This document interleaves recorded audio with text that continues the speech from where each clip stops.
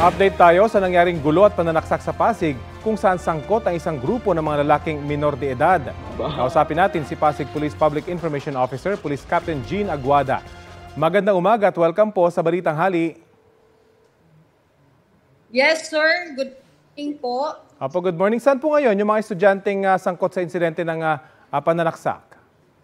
Katatapos lang po ng kanilang medical at antigen test. Ite-turn over na po sila ngayon sa bahay Kanlungan, sir. So doon po sila mananatili habang iniimbestigahan itong kaso? Yes po, sir. Ano po reaksyon ng mga magulang at ilan po ba yung mga nagsuko sa kanila?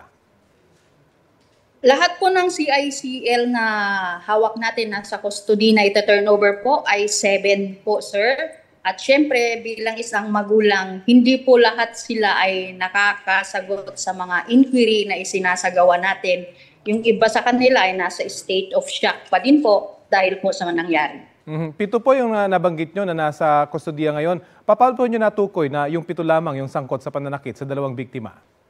Meron po kasi tayong 2 nakuha din na mga witness po, na mga kabataan din po. At base din po sa pagtatanong natin dun sa mismong mga biktima at mga nakapaligid pa sa kanila, ito po yung primarily na sangkot po sa issue. Opo. Kamusta naman po yung 2 biktima? Yung biktimang isa po ay stable na siya. Yung isa naman po na may tama sa kanyang kanang dibdib ay under observation pa rin po. At yung ginamit po na patalim, na-recover ho ba? Yes po, na-recover po natin yung ginamit po na patalim.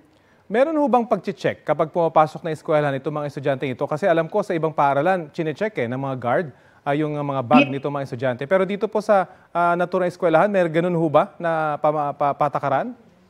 Yes po, ang bawat gate po ng ating eskwelahan na yan ay may mga guard po at kagaya din po ng iba, nagkakandak naman po sila ng frisking kapag papasok po ang bawat estudyante. Pero in this case, hindi po nakita itong patalim na ito or nakuha na sa labas ng eskwelahan? Hindi po sa loob ng eskwelahan, sir, at malaki ang posibilidad na sa labas nga po ng eskwelahan po nakuha ang patalim dahil doon na po naganap ang insidente. Ito ba yung unang pangyayari na may ganitong insidente dyan sa lugar? So far, sir, ngayon pa lang po meron ganito kalalang pangyayari po dito sa ating eskwelahan.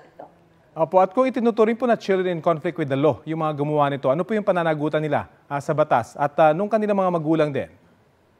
Sakop po sila ng Republic Act 9344, yung Juvenile Justice Welfare Act. Alam naman po natin na kapag 15 years old below po ay wala po silang pananagutan criminally, pero po pwedeng sa civil, meron po. Pero ganun pa man, sila ay dadaan po sa intervention program sa tulong po ng DSWD. Nabanggit niyo po yung mga magulang in shock pa hanggang ngayon. Meron din ho bang intervention para sa kanila at paano sila kakausapin? Yun po ang ating gagawin later on po. Inaayos pa lang po natin dahil sa ngayon po ay tineturn over pa nga po sa bahay Kanlungan at magsasagawa po kami siguro ng conference po sa bawat pamilya po ng ating mga CICL po, sir, para mapag-usapan po yung pangyayari at mapag-usapan din kung ano ba yung mga hakbangin na kailangan nating gawin para hindi na po maulit po ang ganitong mga pangyayari. Ayun na nga po, nakakabahala po kasi dahil napakabata nito mga sangkot sa insidente yan. Maraming salamat po sa oras na binahagi nyo sa Balitang Hali. Yes po, sir. Thank you. Si Pasig Police Public Information Officer, Police Captain Jean Aguada.